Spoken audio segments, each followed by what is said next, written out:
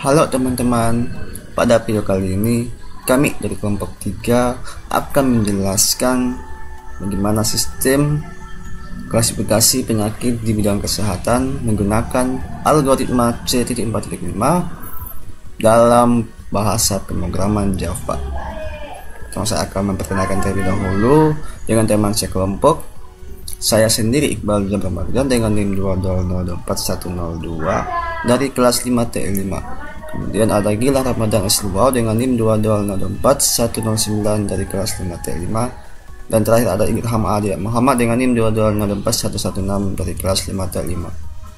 Kami bertiga akan menjelaskan keseluruhan struktur program tersebut. Nah, pertama saya akan jelaskan langsung. Kita akan mendefinisikan kelas data ya. Kelas data di mana berfungsi untuk merepresentasikan data gejala dan penyakit. Nah, kelas ini memiliki 4 atribut. Pertama ada gejala 1, gejala 2, gejala 3 dan penyakit. Serta satu konstruktor untuk menginisialisasi objeknya. Betul. Nah, dengan ini kita memiliki kerangka untuk merepresentasikan setiap data contoh dalam dataset ya. Nah, kemudian kita selanjutnya membuat kelas node ya. Membuat kelas node. Sini kita akan menggunakannya untuk membangun pohon keputusan ya.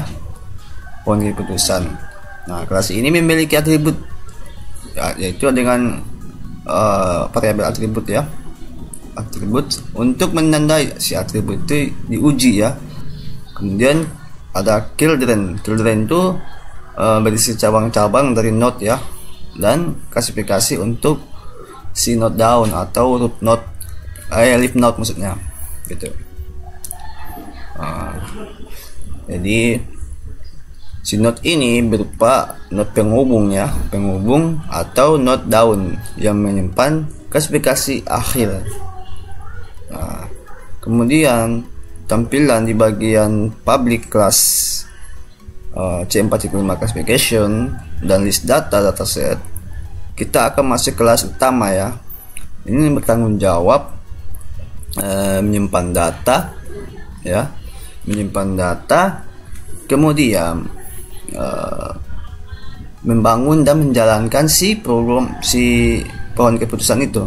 Nah, si dataset tadi, si atribut dataset ini tuh menyimpan data gitu. Nah, di dalam data pelatihan gitu. Nah, selanjutnya kita akan memiliki konstruktor yang menganalisis si dataset dengan memanggil metode load data. Untuk di baris kode selanjutnya akan dijelaskan oleh teman saya nanti saya akan dijelaskan di bagian running. Oke. Assalamualaikum warahmatullahi wabarakatuh. Saya Gilang Ramadan Esluwau. Di sini saya akan melanjutkan penjelasan dari teman saya. Nah, untuk penjelasan saya di sini saya akan menjelaskan bagian dari program ini. Lalu bagian program ini dan terakhir bagian penjelasan di program ini teman-teman. Nah, tidak perlu berlama-lama, langsung saja kita masuk ke dalam pembahasannya. Nah, dalam bagian ini teman-teman, sebelum itu saya tandai dulu.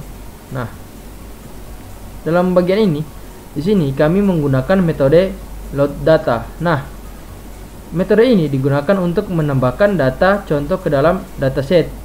Di sini, setiap data memiliki kombinasi gejala dan hasil klasifikasi penyakit.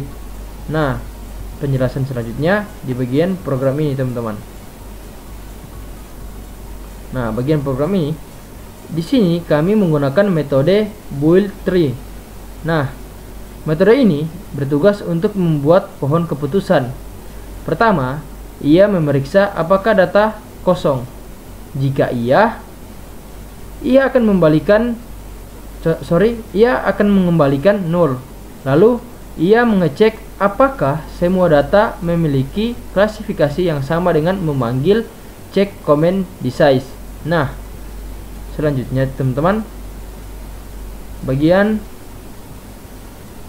penjelasan bagian ini teman-teman. Nah, dalam bagian ini kami memilih atribut yang terbaik. Untuk metodenya di sini kami menggunakan cost based attribute yang ini teman-teman. Nah, metode ini digunakan untuk memilih atribut terbaik berdasarkan perhitungan information gain. Atribut yang memberikan gain tertinggi dipilih sebagai atribut pembagi. Sekian dari saya. Jika ada salah kata saya mohon maaf.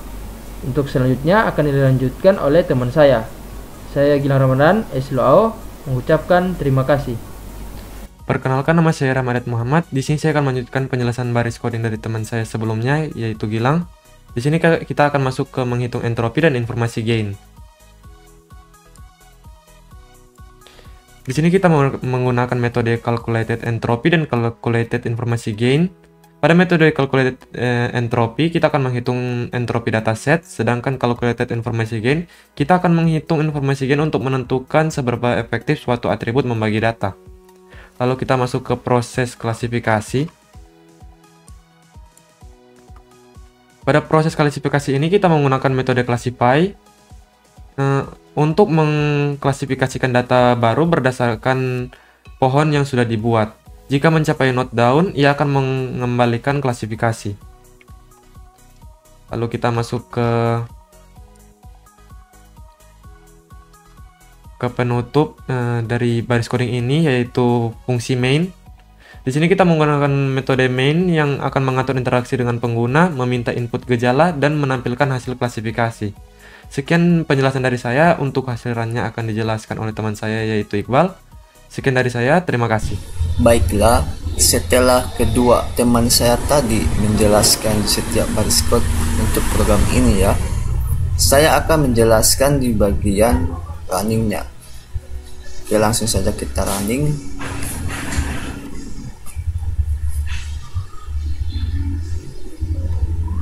Di sini kita akan masukkan gejala-gejala ya. Untuk gejala pertama, gejala kedua, gejala ketiga, untuk menghasilkan hasil klasifikasi penyakitnya. Gitu. Pertama saya akan memasukkan gejala pertama ya. Di sini ada dua pilihan, demam atau tidak demam. Coba saya masukkan demam ya untuk gejala pertama. Kemudian sama ada gejala kedua, ada dua pilihan, batuk atau tidak batuk. Coba saya masukkan tidak batuk ya. Kemudian coba gejala ketiga, coba sama ya, sesak atau tidak sesak. Untuk pilihannya coba saya akan masukkan sesak. Nah, hasil klasifikasi penyakitnya adalah infeksi paru-paru. Dia menunjukkan bahwa si pasien ini infeksi paru-paru, mengidap infeksi paru-paru. Coba kita ulangi. Kita masukkan gejala lainnya. Coba tidak demam ya untuk gejala pertama. Tidak demam. Kemudian batuk ya untuk gejala kedua. Kemudian untuk gejala ketiga coba tidak sesak ya. Tidak sesak. Nah, dia menunjukkan bahwa hasil klasifikasi penyakitnya itu si pasien ini mengidap batuk biasa. Penyakit batuk biasa. Coba kita ulangi lagi terakhir ya, ini terakhir.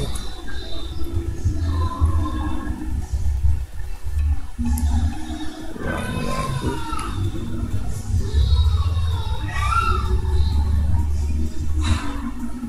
Nah, coba masukkan, coba demam ya, demam.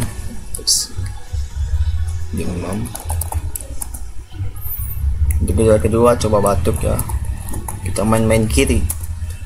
Coba kita gejala ketiga sesak ya. Nah, untuk hasil klasifikasi penyakitnya bahwa si pasien ini mengidap penyakit flu gitu.